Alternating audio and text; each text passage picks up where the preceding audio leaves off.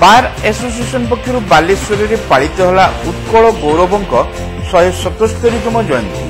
अतिथि कहले स्वाभिमान प्रतीक भाव मधुबाबू आदर्श सबुदिने राज्यवासी को अनुप्राणित करुथिबो। एप्रिल मास 28 तारिख को समग्र ओडिशा रे उत्कल गौरव मधुसूदन दासଙ୍କ जयंती तथा आईनजीवी दिवस भाव पालित होइथिबा बेले बालेश्वर आईनजीवी माने मध्य बेश श्रद्धार सह मधु जयंती पालन करिसेंती।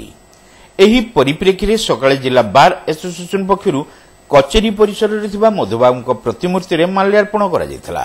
परे अदालत परिसर रे आयोजित उत्सव रे वरिष्ठ आईनजीवी शंभुनाथ महांती मुख्य अतिथि और रवीन कुमार महांती मुख्य वक्ता भावे जोगदेई मधुसूदन दास मधु बारिस्टर भावे परिचिति लाभ करी ओडिया जाति पई स्वतंत्र छाप छाड़ी जाइछन्ती बोली मत प्रकाश करिथिले।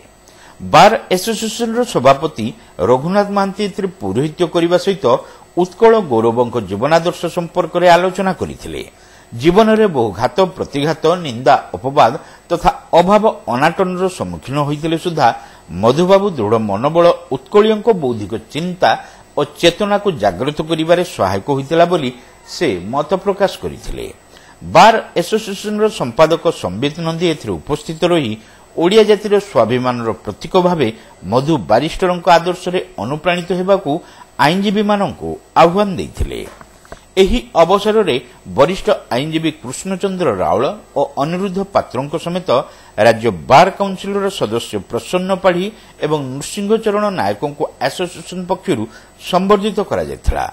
उपसभापति रंजित पंडा शेष समस्त को धन्यवाद अर्पण करथिले।